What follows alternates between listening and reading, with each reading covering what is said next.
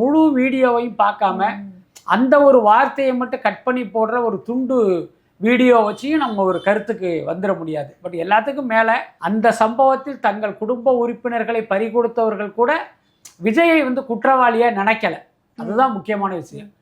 ஒன்று, இது வந்து விபத்து, இதுக்கு விஜய் காரணம் இல்லை அப்படின்னு நினைக்கிறவங்க பாதி பேர்.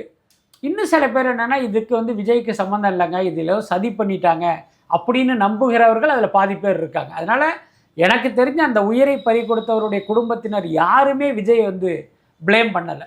அது ஒரு முக்கியமான விஷயம். ஸோ இப்போ விஜய் அவர்களுடைய மைண்ட் செட் எப்படி இருக்கு? ஏன்னா ஒரு சைடு பார்த்தா ஜனநாயகன் படத்தோட டிலே, இன்னொரு சைடு பார்த்தீங்கன்னா அரசியலில் இந்த மாதிரி ஒரு பிரச்சனை.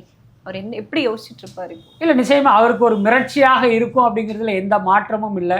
பட் வந்து உங்களுக்கு அரசியலில் வந்து நீங்கள் அரியணைங்கிறது அவ்வளவு சுலபமாக கிடச்சிடாது. ஸோ இந்த மாதிரியான பல்வேறு சிக்கல்களை, பல்வேறு பிரச்சனைகளை எல்லாம் எதிர்கொண்டால்தான் உங்களுக்கே அந்த ஒரு பக்குவம் கிடைக்கும். உங்கள் தங்க நகையை அதிக விலைக்கு விற்கவும் மற்றும் அழகில் இருக்கும் தங்க நகையை மீட்டெடுத்து அதிக விலைக்கு விற்கவும் உடனே அணுகவும்.